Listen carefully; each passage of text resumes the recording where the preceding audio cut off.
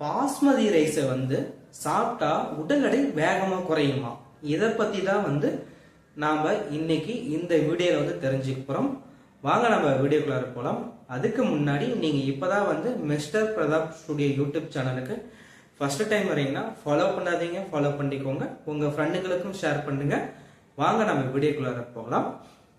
பாஸ்மதி ரைஸை சாப்பிட்டா வேகமா உடல் எடை குறையுமா அப்படிங்கிற இந்த கருத்துக்கு பாத்தீங்கன்னா பெங்களூரை சேர்ந்த ஸ்ரீமதி வெங்கடராமன் இவங்க பாத்தீங்கன்னா கிளினிக்கல் டயசிஷன், அது இல்லாம பாத்தீங்கன்னா வெல்னஸ் நியூட்ரிஷன்.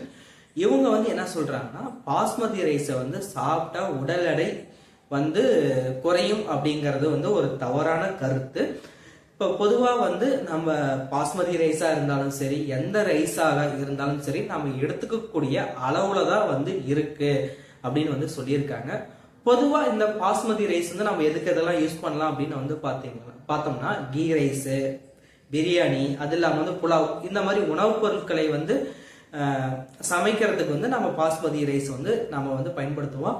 எல்லாருக்குமே பாத்தீங்கன்னா இந்த பாஸ்மதி ரைஸோட பாத்தீங்கன்னா ரசம், குழம்பு, மோர் இந்த மாதிரி ஊத்தி சாப்பிடறதுக்கு பிடிக்காது. ஒரு சிலர் பாத்தீங்கன்னா பாஸ்மதி ரைஸ்ல வெஜிடபிள் பிரியாணி செஞ்சு சாப்பிடுவாங்க.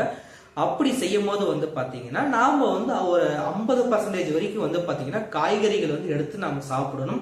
அப்படி நாம சாப்பிட்டோம்னா நம்மளுக்கு உடல் எடை அதிகம் ஆகாது.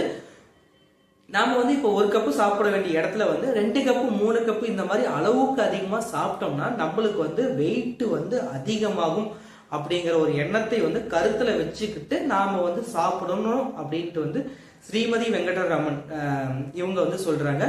இவங்களுடைய இந்த கருத்தை பதிவு நீங்க என்ன நினைக்கிறீங்க அப்படிங்கறத கமெண்ட் பாக்ஸ்ல தெரிவிங்க. நாளைக்கு நம்ம இன்னொரு வீடியோட பார்க்கலாம். Thank you so much friends.